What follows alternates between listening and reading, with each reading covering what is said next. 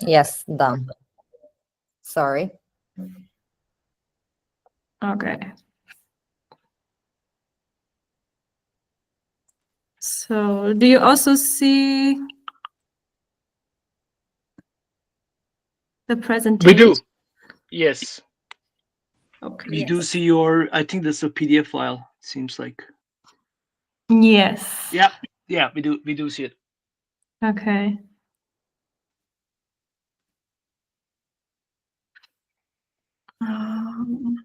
This is not how I wanted it, but that's okay. Oh, thank you so much for joining, and I'm super excited to host this little introduction event and get to know you and try out the platform. Congratulations again for launching it. I'm super excited. To see where it develops and try it out with you together. Today I will, as I said, introduce myself and our project and share a little bit about the 2 years now that we developed this project and that we are here, and how some challenges that we encountered with the local community, and how we tried to embrace them, and what are our ideas and visions to really integrate well into the local environment. And then hopefully also hear some of you and ask questions and share experience. Let's see where this will lead. This is set up for 1.5 hours, but maybe we will be done sooner. And of course, whoever has to drop out before, feel free, and already thank you for joining. Okay, so my name is Hannah. I'm from Germany. I'm 31, and it says I have the vision to bring back joy and justice. I think these two things were the biggest reasons to develop this project, or to think about the project. I studied first international business and then my master international development, and throughout my studies and life until then, I realized about all the local but also global injustices in the world, and got super frustrated and angry about why so many people are living in poverty or in have to struggle so much, while others are have all the money. And yes, and I got to know the structures behind it, and thought a lot about, okay, how can I tackle this problem? And also my life, I was after my master's also struggling to know what I now do with all the knowledge that I have about the world, about all the crises and problems, and where to find my role into all of it, and at the same time also find my joy again, because I was quite exhausted from all the learning about the problems and being in all of these extractive systems myself. Even though I wasn't even working full-time then already, it was still like the studying time, but it was really a decision, okay, what do I do now, this transition between study time and career time. And I tried to find my role, and I brought my sister along in the reflection process, and we went to a little farm together in the middle of nowhere in Germany, and learned about permaculture and agroecology, and did a hands-on kind of year on the farm throughout the season, getting to know this more seasonal, circular, and regenerative life, getting more in touch with our emotions, and it was a very transformative and healing year, I would say. And there we made the decision that we want to continue to live like this, not exactly on the little farm, but like this more regenerative lifestyle, and try to make it possible for as many people as possible, and thereby kind of change the system step by step. And the idea was leading towards the foundation of our project. It's thyme. I don't know if you can read it so well, but sorry. To break it down, I think our vision was to live more and to stress less and to become more independent from the extractive systems, to regain more freedom and power, and by then to weaken the extractive systems, and have more space to love more, to pour the love in ourselves, in our community, and into the planet. And the vision was to redistribute resources in terms of power and money, and dance more. That was more of a personal vision. Protect each other and lift each other up and become a caring global community. That is a huge vision. But I think, it's important to state the vision, think long term, and dream big. And I think what sets our regenerative project apart from a lot of others is that it's based from a deeply social kind of motivation, and not like ecological motivation. Of course, that is part of it, but it is really from this longing of coming together, solving problems together, redistributing resources, and taking care of each other. Because I believe if we learn how to do that, we can tackle all the environment struggles. And I think this is also needed in the time now with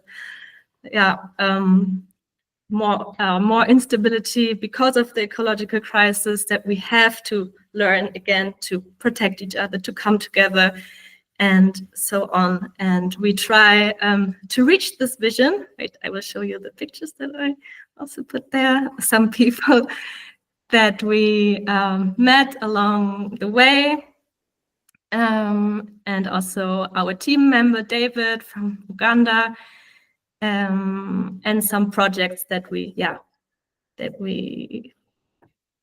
met along the vision and that we are collaborating with. So how do we try to reach this big vision? David, you are here. Yes, I cannot see everyone. And so how do we try to reach this big vision? Through our Hope Hubs. That's the concept behind it, but it's basically physical spaces where we focus on two things, on education and community, and where we can learn to come into regenerative relationships with ourselves, each other, and the earth. I know a lot of other projects have also this framing, and I think it's a very well fit narrative, because all of the relationships are dependent on each other, and to learn to come into the regenerative relationships through new learning, living, and working experiences. So the spaces, the Hope Hubs, are designed in regenerative ways, and you can see regenerative systems in action, like regenerative agriculture, a circular energy system, bioconstruction, and just a way of living and working that is in harmony with nature. So that just by being there and working there, or drinking your tea there and observing, you already have this learning experience. And that's also what we call experiential learning. So we want people just by being there to have this learning experience. And 3 dots on the bottom, you can change the layout. Is this for me? I was answering Marlene, actually. I think she was asking, like, can we see the slides bigger? 3 dots on the bottom, you can change the layout. Is it? And that's for them, not for you. That's for them. Okay. Yeah. Oopsie. Oops. It's sorry.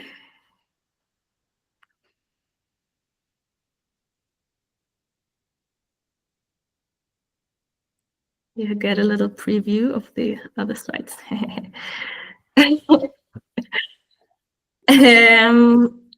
And spaces where that is open for people to come together. We have co-living and co-working facilities, or we will have big open space outside spaces such as a cafe and amphitheater and a big permaculture garden and food forests, so that we can come together physically again and restore actively community care just by coming together and talking to each other, exchanging ideas and worries and needs. We can take the steps to help each other. We want to bring back collective land ownership models and have a touchdown physical space for people and projects who are working towards regenerative change, and be also deeply rooted into the local communities and ecosystems, so that the regenerative change that is happening in the space can kind of swap over into other spaces in the environment, in the region, but be globally connected with other places and Hope Hubs. So the bigger vision is to have a network of many Hope Hubs, not run by us, obviously, but local leaders and community members and communities that want to be part of this network, and focus also on community and education, to learn, to come into the regenerative relationships again, and to be kind of lighthouses for their region. And I know that there are already many amazing projects that are already doing that. So that is the concept behind the Hope Hub, and we're looking for the first place for our first Hope Hub for a long time, visiting many projects and communities, and doing some fellowships where we connected with other projects and were mentored and so on. And at the end, through this fellowship, The Break, it was called The Break for Female Entrepreneurships of Regenerative Projects.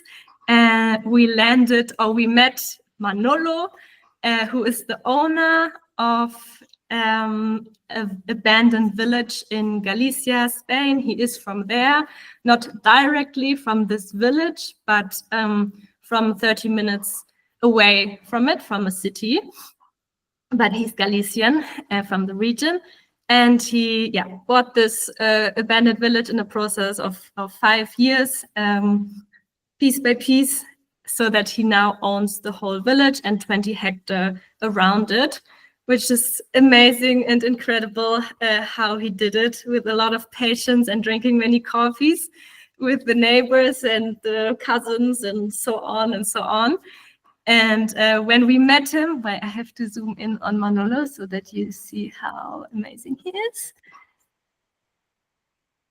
That is us, my sister, Julia, me, and Manolo, in front of the future community house, which is still a ruin.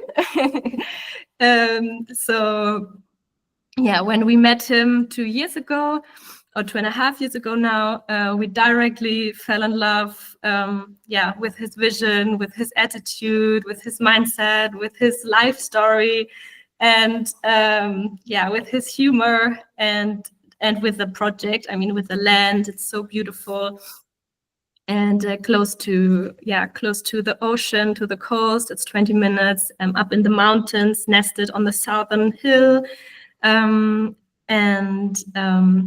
That hectares around it some of it is really old forest. That's why he wanted to have that land to protect it. And some eucalyptus plantages also still his that we are then also rewilding and restoring into more diversified forest. And it was really a special place because around you barely see this old forest anymore, just many eucalyptus monocultures. So we decided quite quickly that that this is the person and the project that we want to join. And he really liked also the idea of education and inspiring more people. He's super open and traveled the world and has a very open mindset. So we envisioned this place together, and so we are there now for 2 years. The abandoned village contains 9 ruins. Some of them are better, the others are not so good anymore. And Manolo already transformed his private house into a finished house. I think, oh man, I have to be very, here. Here you can see a little bit of the inside of his house. It looks super beautiful. And if you imagine that it was a ruin before with no roof and not 2 levels, just it used to be it used to be not a house but a stall for the animals. So he transformed it really into something amazing, and he did it during the 4 or 5 years, mostly by himself with some friends and local resources. So that was a big inspiration also for us, or is now, to transform the community house. So the deal is, or not, the idea is that Manolo gives the house, the 2 houses for us to transform into community houses, so that we can, that it becomes the Hope Hub. And the land also actually then the ownership will be all together anyways, like all the houses and the land will go into a cooperativa. We didn't found it yet, it's in the process, but just a little heads up about the ownership idea. But yes, so that's just a little picture of how it looks there right now. This is Manolo's house from the outside now, and just behind it you see another ruin without a roof, which is the second community house. So both of the community houses need a lot of love. And you see also some, a lot of earthwork that we did last year to move quite some earth to do terraces and to stabilize some of the land. So, but now, yes, that was just a little introduction about the place and the project. And now I want to share a little bit about the first 2 years, how it was for us to come to Galicia and in this village with this with this project.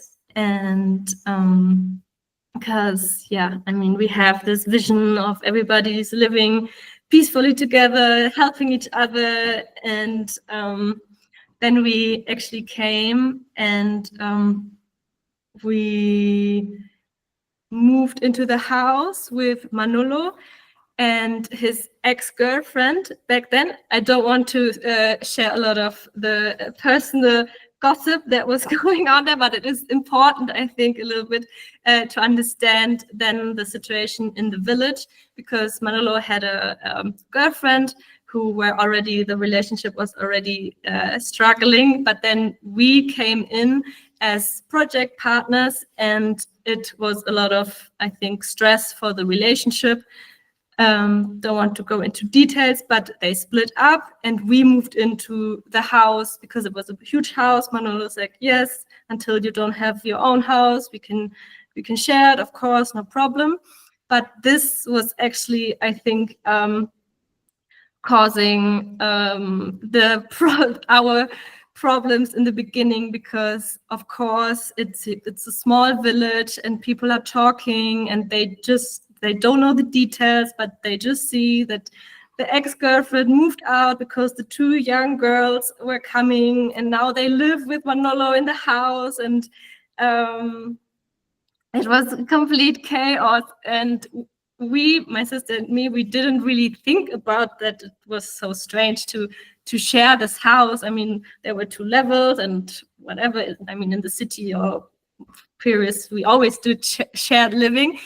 But of course, a different setting, and with the situation with the breakup, it was a little bit too much for the old people in the village. So we came into the environment with a lot of distrust and talking about us, and like, what are they doing here? They come in and they ruin the relationship. I mean, and they just caused, like, it was a lot of, like, it was just, yeah, I think once in a year news. And but that was terrible for for me or for us. And that's how kind of we didn't picture the project story to start like this, or our story in Galicia to start like this.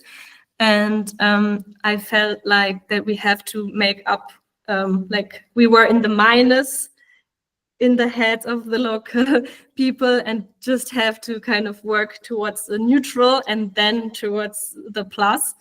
So just to give you a little background story about the beginning,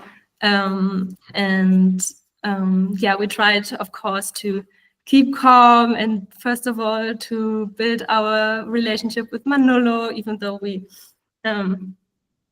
before we moved there, we already lived with the ex-girlfriend and Manolo for a few weeks, so we got to know each other quite well.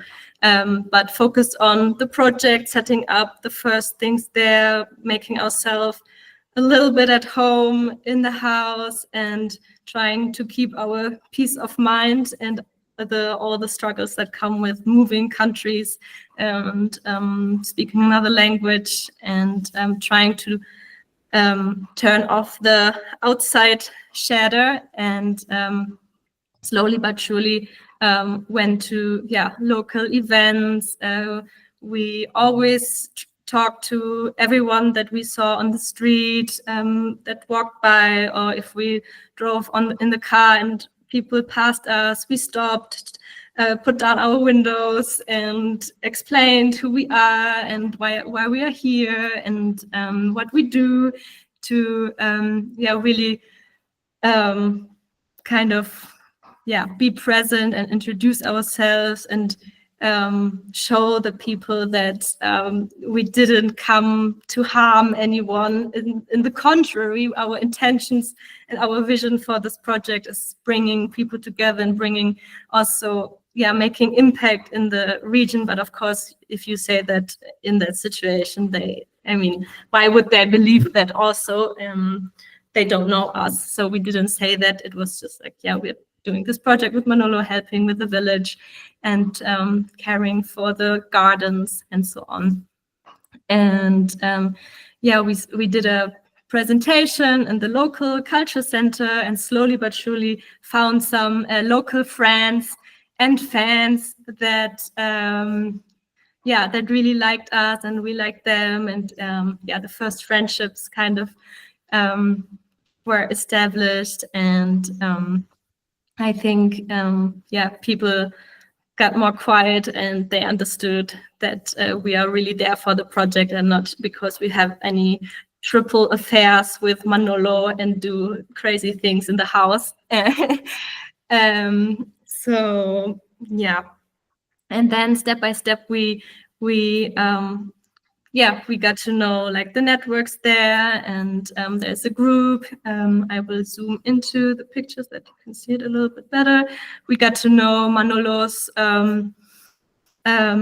helpers for the project already, because he's been doing that for 3 to 4 years. At that time, he had construction workers, friends, and people from there that we got to know and became friends. This is Javier, our bioconstruction lead now for the whole village.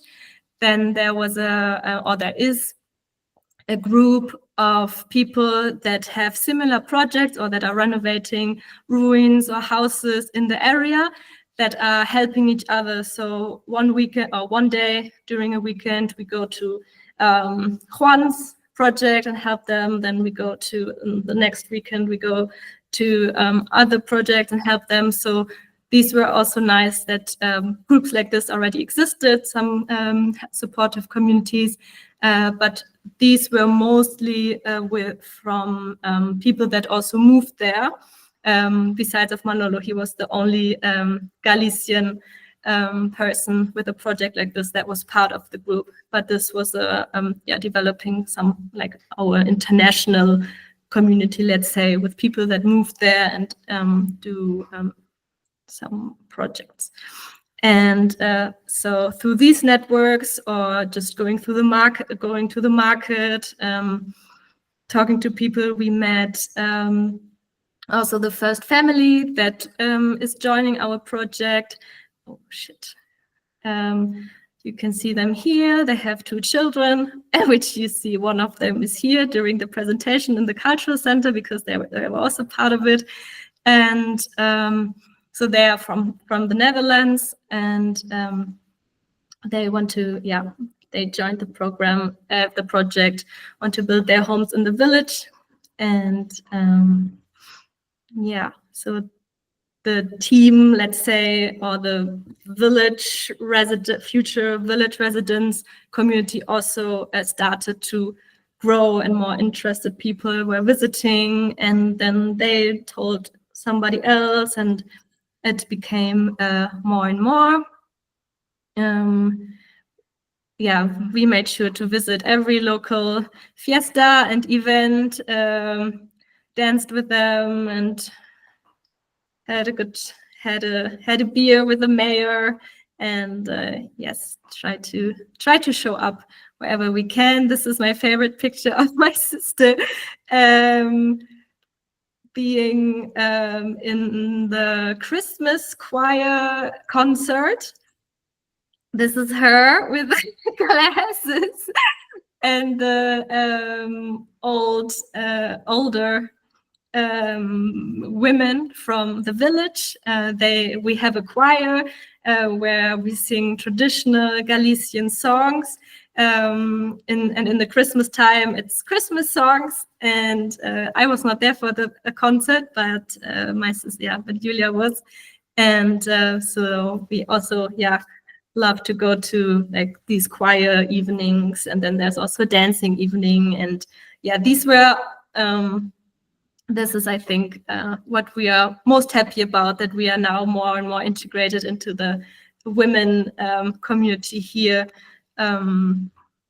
Of the village, of the broader village, because there were also mostly the people talking in the beginning and being very mistrustful, and I think now it's oops.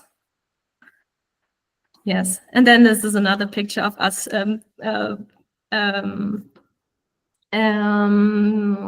watching a football game together with our neighbors. From Galicia, Salvador, and Isabel. They're our closest neighbors, and some Hope Hub visitors and volunteers. Some, mostly from them. Hey, this is Lars. I think we were just talking about Lars. And so I think after 2 years now, at least in our little environment here with our neighbors and the village women and the municipalities and the school, we regained trust, and everyone knows the project and is have their opinions about it, but more and more positive and supportive, and they want us to give more presentations, and yes, so this is kind of the state, right now. And just now a few lessons learned maybe from this. Sorry, now this is a lot of text. Oops. That so I think what helped us, or what helped me in the times where I could really sense from very far away that that people were talking about us, they didn't trust us, and they didn't want us there, or that was my belief.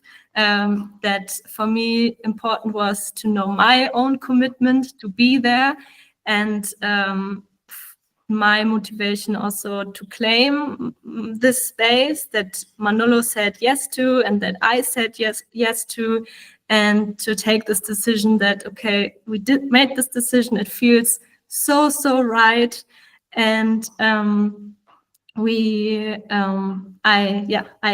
want to be here, and I belong here, and we don't want to hide, and always repeat this in my head, and to trust our own genuinity and willingness to learn, and our own vision, I think helped me also, like trusting that with time passing, people will learn that we that we don't want to harm anyone, but in the contrary, they will get to know us and really trust the long run, and have patience, and focus on what we can control and what we can do, and on our work to regenerate, and to really take them step by step. But trusting was a big help, or like practice. And that trust, I think we also find a lot in the connection to the land, getting to know the land, being a lot on the land, with the land, in the water that is on the land, trying to get out of our head and really into our body and heart space, and find this peace in the with the land, and connect to the vision and to our why. And I think also knowing that it's such a strong global pattern to distrust others, especially people from outside coming in into a local culture, that we are breaking, or that we are trying to break, and that there's heavy energies that are working kind of against it, because historically seen, it's been not caring for each other. I think also helped me a lot to know, okay, we're doing something that is not easy, and I think just this knowledge helped me that we're breaking patterns, and that this is uncomfortable work. And so my last point is be comfortable with the uncomfortable. I think everyone who works in regeneration knows this, or in transition work or change work, trying to change patterns. You have to be comfortable with the uncomfortable, and I think we tried to be comfortable without panicking in the first years, and to work through it, and to trust, and to stay grounded and connected. But it was not always easy. And then lessons learned for like external is, or to interact with the external environment, was to make more and more space over and over again for other realities, for all kinds of realities. We have both of our neighbors are the biggest eucalyptus fans and have a lot of land with eucalyptus monocultures, and they're like very conservative. And but Salvador is one of our best friends now, and we go to have chocolate with them every week. And also our other neighbor, who's also a big supporter of eucalyptus.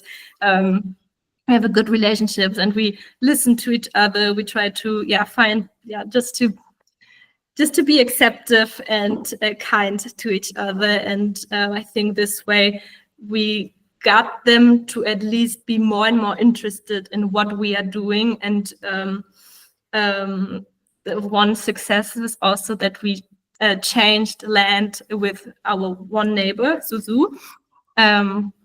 And Manolo has tried for a lot of years to change that piece of land with another piece of land that Manolo has, because it's super nice for the project, because it's central, and we want to regenerate, like rewild it. And now Suzu, our neighbor, said yes to it. And these are like the small wins that I think are just possible because you are making space for all kinds of realities, and not judging just because they are not in the and that's what my understanding, or our understanding of regenerative community, is that it's building bridges. It's about building bridges in all kinds of directions, because in these connections and in these relationships lies the power. And the more diverse our community gets, the more realistic it gets. This is, I think, the biggest learning also. Because if we have more conservative or more or the guy from the municipality who loves or who just likes us or some of our work, not everything, but just a little bit, or like a lawyer that is now helping us, and our neighbors that are more conservative, and it seems like everyone is bringing in something else, that it gets more and more realistic. I don't know if I have explained it now very well, but there is a heart, I think. Okay. Yes, finding local friends and fans that are the best marketing machines for you, I think. I mean, for us in our case, which was, for example, Salvador, our neighbor, the one that is an eucalyptus fan and that we drink chocolate with. He tells everyone how hardworking, and they're like hippies, but they are clean and they're very professional. And you don't have to be distrustful. They're nice people. They don't, and so on and so on. So they speak more, like he speaks more the language of the others in the village. And I mean, he's already part of the community, trusted. So if he says things about our project and us, I think it has a little bit more, much more count than when we try to sell it or talk about it. But of course, we work with Manolo together, and it's still his land. I think that also, makes a difference. Because he also had a big community already here, not here in this village, but in the cities and so on. Then we also rented a house, not in the abandoned village. I mean, the houses you cannot live there, but like in the village that is surrounding the abandoned aldea. Like the word is aldea, it's a small village, and then it's pueblo, it's the village around the aldea. And so we rent a house that is close to the or in the happenings of like the pueblo, of the broader village, and that helped us a lot as well, because we have visibility outside of the project. This is like a normal house. We don't do bioconstruction here. We don't do anything crazy with earth and muddy things, so that people kind of also associate us as just normal people living in a house with a garden in front, and they see us in like daily activities. We have more we have more access to. We live directly next to a cafe or opposite of a cafe, so we are more exposed, let's say, to the public, and that has helped us a lot because we just moved here a few months ago, and before that we were always a little bit hidden in the project land because it's like this hill, and a little bit more hidden, and I think this is also was very good.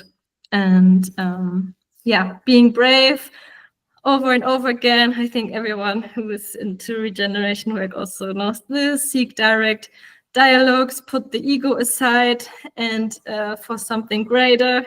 For example, I know for me that knowing the people that were so mean in the beginning sometimes to me, that now as if nothing happened, and I know in the beginning I was like, now I don't want to be nice to you because you were so mean to me. But of course, this is just, I drop it and reset. Okay. And community work. So be brave and be compassionate and find connecting language.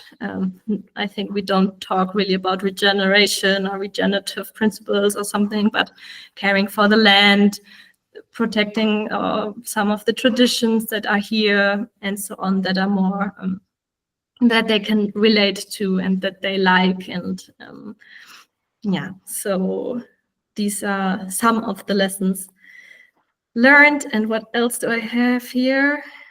I hope you can still listen, but we are almost done, if I can manage this. Some of the ideas and visions for the future concerning the integration of the local communities are that we are planning a cheese-making workshop with our neighbor, the mom of Zuzu, maybe you remember the name now from the land swapping. Anyways, the mom of him is very good at cheese making. She used to have a lot of cows, and not anymore, but if we bring her the milk, then she will teach us cheese making. And she also said yes, if we have guests and we do a proper workshop around it, then she would teach also others. And I think this is a nice example how we slowly but surely connect these two worlds. Then we have, we don't have yet, but we are planning to open a cafe that will be not open every day for the whole public, but maybe once or twice a week, that people can just be there and try maybe some vegan food that is not very traditional here or popular, but we will also serve some traditional food that they always it's not so radical for them, and have a good balance. Then there was an idea with also another German mom of a family who moved here 6 years ago, that we will organize trips to Germany with the local women and people, because they have a lot of time, they have enough money, but they don't have a lot to do, and they get more and more curious about some of them like traveling, and I think now talking about it a lot. The others are also more curious and excited, and so this plan is also developing, that we will try to get them out into the world. Well, start with Germany and then see what we can do. And then of course have free events, or they have access to the public spaces in the Hope Hub anyways. Maybe for activities or workshops have lower prices. Support neighbors' projects with our manpower. So some people have problems with the wood, with the dach, with the roof. with the roof lacking, and I mean, we have now the the construction experts and always volunteers who have great skills that we try to organize them to not only work on our houses and projects, but also go to neighbors' projects or roofs and to help them. And that way they get free work done. And we are connecting and chatting and yeah, doing that together as well. Then yeah, in our future amphitheater, which is, I think, ready this year. Such also the cafe will be ready this year. Is a we are planning to do like a combination of more like traditional things and concerts and like have the choir here also, or like kind of normal events and what means normal and progressive ones such as for example drag shows, and slowly kind of introduce some more yeah, progressive ideas, shows, thoughts, and people to kind of yeah have the visibility also in these more rural areas where these ideas and shows don't usually have so much visibility. And I think that's also why the like the gap between more conservative and progressive mindsets and worldviews and everything in between is kind of not understanding each other or feeling that they don't understand each other or something. So slowly introducing them in this space, I think, is a good idea, and the vision. And yeah, also in that sense, mobilizing our international community from our previous work or also current work. I, for example, do youth exchanges between different countries and also have them use our Hope Hub and then, yeah, make an event out of it where cultures are shared or stories are shared and so on. That slowly kind of more of the world comes into yeah, this Hope Hub that is kind of in the middle also of nowhere, but yeah, doesn't feel like it then anymore, and it spreads kind of other worlds. So yeah, these are also some ideas and plans among many. And then the last slide is, yeah, as I already said, it's the vision of a growing network.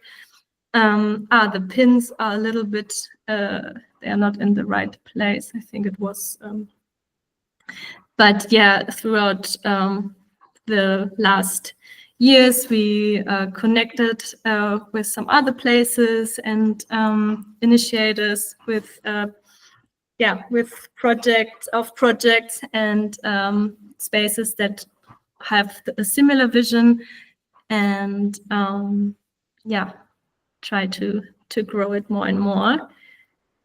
And oops. Yeah. So coming to an end, I would love to know what your experience were or your challenges, how you embrace them, or if you have any other questions or comments, please feel free to use the last half an hour or however much time we need for that now to do it. And also, if you want to follow us on Instagram, scan the QR code. So, thank you very much. Okay, I will stop this. Thank you, Hannah. Thank you. Let's see who's here. Anyways, I didn't see it when I was talking. Abram has her hand up, if you don't see it yet. I don't see it. But please go ahead. Okay, I'm going ahead. So, thank you for this lovely presentation. It seems like a great project. And my question is, why did you choose Galicia as a starting point? I think it was because we met Manolo. It was the connection through a friend and a mentor that we had throughout this fellowship. And this fellowship was happening in Spain. And so I think the network around this fellowship was also more based in Spain. It was really just a little bit of a coincidence that the mentor of us, or my sister, was from Galicia and knew Manolo. And she was like, with your vision, maybe I can connect you with Manolo. And yeah, Julia was already there in Galicia before. And I remember her talking about it and have teary eyes because the nature was so beautiful, apparently. And she was directly like, yes, Galicia, okay. And then, but it was really a coincidence. We went with the connections happening, and yeah, we were looking all over. Thank you.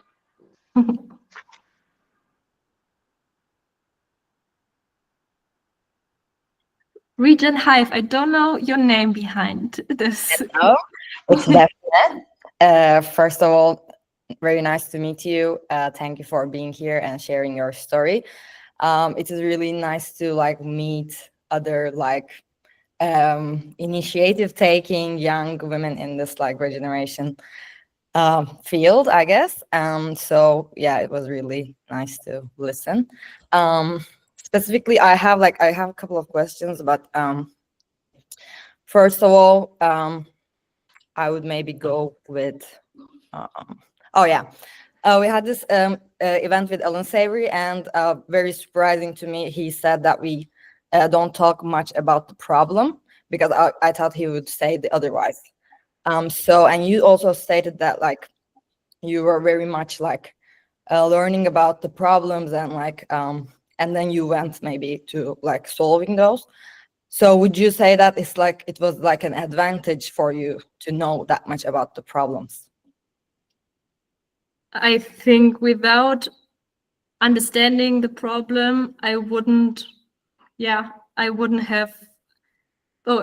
been able to design kind of the idea or the concept behind the spaces in the way that we did now. Yes, I think definitely it helped me. I mean, I could always sense that something is wrong or a lot of things are wrong, but just when I learned concretely about it and could grasp it more, and then kind of more abstractly kind of see the different areas and the whole kind of system behind it, or the systems, and see from different perspectives, it slowly kind of developed into this concrete Hope Hub concept. Who knows what I would have come up with, or we would have come up with, without knowing everything. Maybe it would have been similar, but for me, this process was important. And a follow-up question: what would you suggest to maybe us, how we can promote talking about the problem more, or maybe educating people on it? Not that we are the body for that, but if you have any suggestions. One reason why I think these experiential spaces are so important is that through these experiences that are so different from other experiences in their daily lives, these topics come up organically, and then you can start the dialogue, a conversation about it, and the theories or perspectives about it. And it's much more organic than having them read about, I don't know. For me, I think this is also an easier way, because then school classes can come, universities can come, everyone can come, and then have their own individual reflection process that can be guided, but can be then, I think this is the way I chose to teach kind of about the problems, because then directly you have the solution, like not the solution, but some solutions, and in a more kind of supporting environment that is more hopeful, because you don't only learn about the problems, but you are in an environment that tries to solve them. Yeah. Yeah, thank you. I have more questions, but for now, I'm going to leave the floor to others. Thank you. Thank you, Daphne. Anna and Bridget, but first Anna, I think. Thank you. Yes, I wonder first, I have a question about the financial side of it.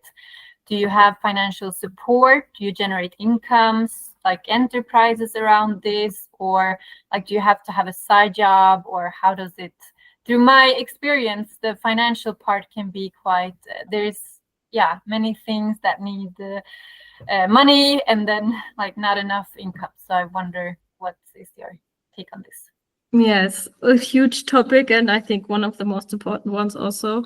For us, the first year we applied for funding from the Erasmus for Young Entrepreneurs, and we share, like, one half a year I applied for the funding, and then the other half a year my sister applied for the funding, and that way we could share the resources, because the cost of living are so low here that it was that we didn't need a lot, and the funding covered our expenses so that we could commit full time to arriving, to getting acquainted, and to community building. And then the second year, like last year, was a little bit more difficult because the funding, we didn't have the funding anymore. We tried to apply for other funding, but we didn't get them. So we did a few projects here and there to generate income. So I do some work at a university in Germany still, for social entrepreneurship school that gets me a little bit of money for a few months, and then I do some online. Like, it was a little bit more tricky, but we made it work. And this year, because now we have this bigger team and community with diverse skills, also much better in financial and regenerative investment, that we can focus or do our own projects again more and more to sustain ourselves better, because it was a little bit existential living the last 2 years, because we have a bigger community that we can do the other things with. And but in the first year we did a crowdfunding to also build community, but mainly to raise the first funds for like infrastructural work, for building outside compost toilets, outside showers, the camping space. Oh, Lars has joined. This is very cool. He was also there in the first year with us and did beautiful videos for us. So, but yeah, we did a crowdfunding campaign that I think we raised around 20,000, which of course for renovating 2 stone ruins, 2 community houses and everything is nothing, but step by step. And we thought the first year we prioritize on community building and like minor infrastructure for campus volunteers, and so we did that in the first year with that funds. Also all the earthworks, building the terraces, and we could do with that work. Have a found association, Pouquinho a Pouquinho, which is Galician for step by step. That cost also a little bit with a consultant, and so that we did with the first fund, crowdfunding, and now we are looking into founding the cooperativa that will allow us to sell the shares, I think is the English word, to community members and people who want to support us, that then we can use that money for for starting to transform the ruins and so on. But we have also a lot of great volunteers and friends and supporters who are very well skilled in construction and so on. And we have some small groups that want to do the focus on the amphitheater this year and the cafe, and that we don't have to pay as like experts, but of course the materials and so on. And so yeah, I think community helps a lot, but you definitely need a lot of money still. And that was until now how we did it. Yeah. Thank you for the question. Bridget, you wanted to ask something. Yeah. So I was curious of which farm it was in Germany that you stayed at. Yes, it was called Hof Luna, so Farm Luna. Luna, okay. It's, And then I was also wondering how many active participants would you say like are regularly working in your village? so we had 2 seasons now, opening kind of in April and then ending it in October, which we will do differently because it's a little bit too long to have so many people here. And in the first year, it was mainly friends and friends of friends and family members. And last year, it was then also people that found us through Instagram or the YouTube videos and so on. And I think, I mean, we counted, Julia, no? We put it in our newsletter.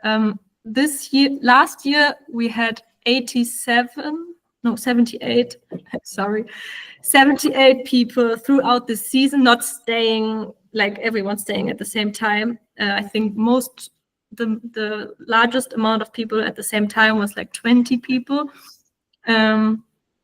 which is possible because we have so much land and now with the outside structures. But so it was already, we had so many requests and interests that it was it was not almost overwhelming, it was a little bit overwhelming, that we are also this year doing less, saying no to more people and more filtering also which skills we really need at what time, because it was a little bit of chaos also the last 2 years. We were really excited that there was so much interest, and then yes, you could come. Okay, here, but it was a little bit of chaos. Yes. Yeah. We learned. And then I was just wondering, like, how, like, what is your decision-making process? Like, when you have multiple people trying to work on a similar project, like, how do you make decisions as a group? I think so for the, let's say, like village design, like big decisions, we didn't include the like the volunteers. We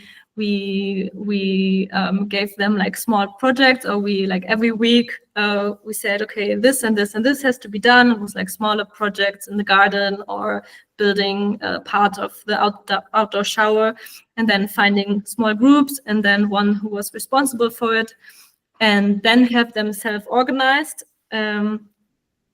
But for like the bigger decisions, it's still like the core team of Manolo, Julia, and me, and now with the 2 families.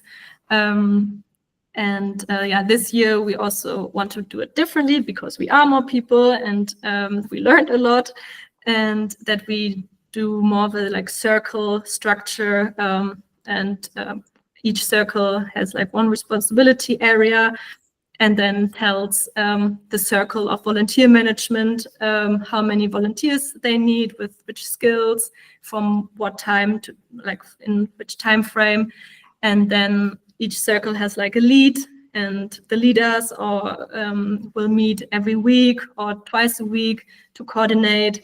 So that we do it self-organized, but the leaders will be people from the core team, and hopefully more structured, and let's see how this goes. Yes. Yeah. Thank you. Thank you. Yeah, I have some questions as well. Nikolai, Hello. nice to see you. Yeah, hello, Hannah. Hello, Julia. I was wondering, the neighbor where you have your weekly chocolate with, that was Zuzu, right? No, you didn't pay Oh. attention. That was Salvador. Okay, Salvador. You said that he's now good friend with you. And is he really understanding why monoculture maybe isn't that sustainable and is changing his behavior about that? Or is it more like he's getting a friend and that's fine as well? I think he knows exactly that it's not good, but I think he thinks now it's too late for him to change. And I mean, he's turning 80 and he's like, let me have my joy on this money and on this. And he explains it always when we talk about it, which we don't do that much now anymore, because we understand our opinions about it and perspectives. But then if we talk about it, he's like, no, but I mean, I only plant the eucalyptus where nothing else would grow anyways. And it's like he has so many hectares of land, which doesn't make any sense, the argument that he says, but we say, okay, Salvador, no problem. But I think he knows exactly that it's not good. I mean, ecologically not good, but sees the value in the money and yeah. Yeah, okay. That's understandable as well, especially for 80 years maybe. Yeah. Yeah. And maybe the same question to the wider perspective, because the other people which are around, like your locals where you connect with and where you sometimes go dancing with or singing or something like this, do they really somehow understanding why they need somehow regeneration and maybe also this personal work internally? Yeah, so there's many different, of course, perspectives and groups, but there are definitely people that coming to us and say, your project and your work is so important. We need this here to change their mindsets. We are getting overflown with this eucalyptus. People are only thinking about money. It's so nice that you are here. And and people who, even though we haven't, I think in our presentation, we didn't say anything about meditation or something. And like, you probably also do like all this meditation and stuff. It's really cool. I did this online course, and directly connecting this kind of inner work with this. And this is nice to see that there are definitely people who are fans and joining more and more also us and show interest. And then there's another group that shows a lot of interest, but just like kind of listens, and then there's the people that I think they are hippies and they don't understand the reality and so on. It's everything, but definitely there are people who understand. Yeah. Yeah, okay, that's nice to hear, because when I grow regenerative veggies as well, and we sell them also locally, and I guess I rarely see that people really notice that. Maybe the most important thing that it's organic, but then it stops somehow. But it's interesting, and that there are also people who can connect with. Maybe one last question. Did you notice that after these 2 years, your vision is changing, because you were now in this, you experienced many things and you noticed, okay, maybe we need to change something? For sure, like that I know more and more or what it needs to. I think my vision is, or like the why is still very much the same. And I think the why is also my vision, like bringing people together, making them care about the environment and our problems, and making them come together to solve them, and connecting more with each other and themselves and our earth. But I think I understand more and more also like the cultural environment, what it needs kind of to get there, how I have to talk to transmit this, to invite them, or like I think the ways to get there changed, or like got more broad or complex or nuanced or realistic, I don't know, but the vision didn't, I wouldn't say it changed. Yeah, Okay. until now. Maybe more the how, like how this is gonna happen. Yeah. Thank you so much. It's really nice to feel this enthusiasm and excitement here as well. Yeah. Thank you, Nikolai. Gokhan, you're raising your hand. I hope I pronounced you. That's close enough. we had a lot of really cool events during this few weeks in this festival, Community Mount, and I enjoyed many of them. I think all of them actually. I'm thinking like if there was any that I didn't enjoy for different reasons. And I wanted to join yours also with this idea of like, she probably, I mean, I didn't know much, some, but much, right? And I was like, she probably is the person, one of the people in this month that will remind me myself the most, kind of. So, and that's what I get so far from your story, like everything, or not everything, but many things that happened.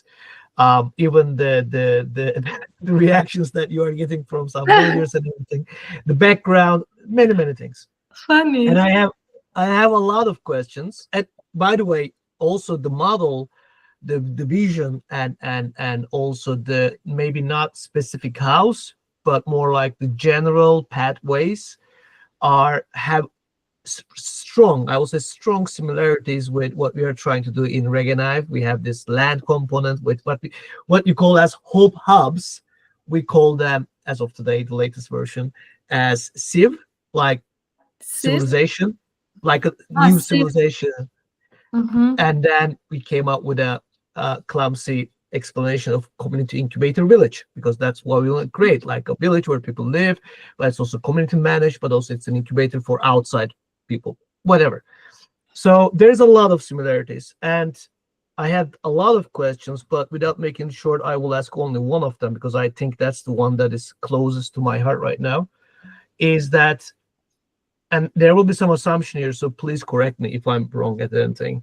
It feels like you had your first wave of, I don't know, we say slap on the face, like getting a reality check. I think that's the correct way of putting it.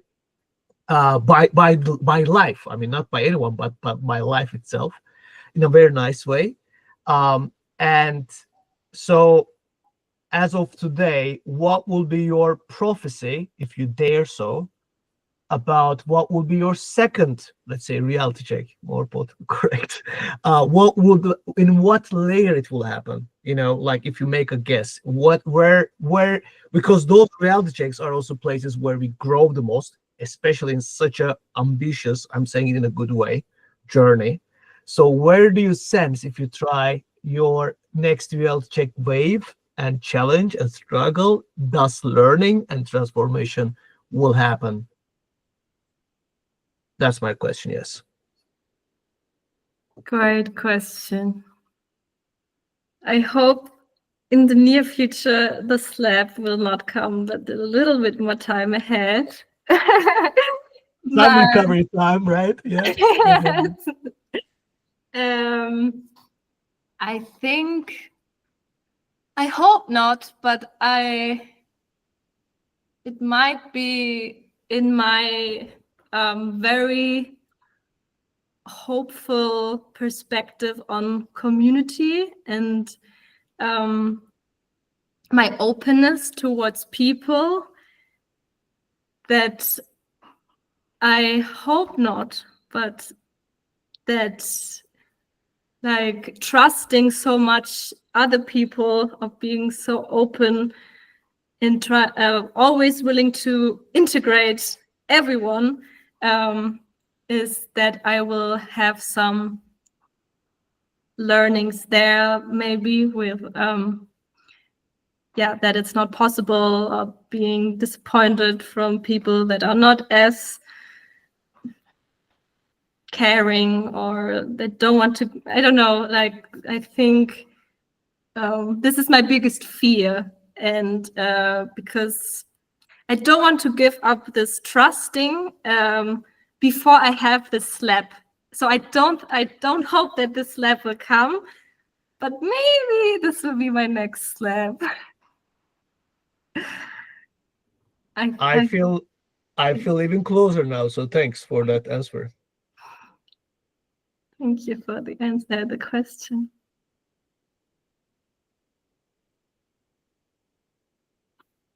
Daphne. Okay, so I would like to ask, like, because I'm one of the entrepreneurs of this regenerative.com, proudly. And so I would like to ask, like, beyond maybe just announcing or putting up like this events or workshops, how can we contribute to your project and other projects like yourself? Like, is there like a specific need? Because we would love to hear it. Mm-hmm. When I was contacted by Anna or Lars, who told me about this platform, and then I heard like the vision of this platform, and now that I saw it, I was so grateful and so happy, because actually my sister and me, we were talking about having this community platform, and researching also a little bit about it, not being super happy with the options that we saw, because of the reason that we wanted to also not have only physical spaces, which we focus on, but have a digital place where these communities or people of these communities and spaces can connect, can share resources. If it's like products that they are selling from their work in the places, or knowledge, or services, consultancies, or maybe in the future also money to redistribute, like wherever it's needed. And I don't know if this, I think from my understanding of Regen Hive, this could be the platform for it. And I think this is the greatest gift already to our work, if we could use it in this sense. But I think this is the idea. And I also loved how Anna told me that you guys want to have the people on the platform to be co-creators of it, which is amazing. And I was just going to like ask you, like, and everyone in here, like, because we have different features and different co-design sessions, but especially like regarding this community part, we would love to have your ideas, like in a separate meeting, in a co-design session. So if you are up to it, we can definitely contact you about it. I would love to be part of it. Okay. Thank you. Yeah, thank you. Okay. I think we are also reaching the end. It was so nice. Yeah. There is one more hand. Yes, I just saw it. Yes, it's my turn now. Nice. My question, or my thought, puts together your response to Durikan's question and then Daphne's question as well. So I'm putting them together. And I don't know if you're familiar with the with the saying that it takes one to know one. Is that something that you have heard about? Like the kind of work that you're doing, you have all this enthusiasm and all that, but it takes a lot of courage to do that as well. And then I believe that you are not spoilt with meeting with people who understand what you are doing, have been doing, and are doing, and that you as well need to be held, and you need to be cared for as well. So I would like to see that kind of service, if that can be. You just got a little bit of that from Durokan, like takes one to know one, and how this Regen Hive could be a place for you to have the kind of, a place to go for that energy that you, or to get some more fuel to keep going the way you are going. That was not much of a question, though. It was kind of a comment, I guess. Yeah. Or maybe it was a question.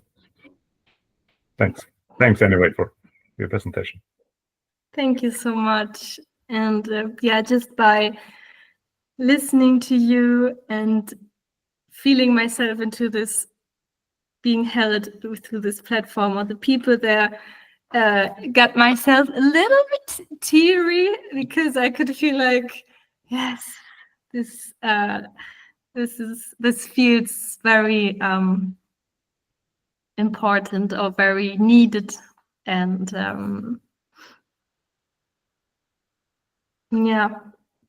and understood. Thank you so much for this half question, half comment.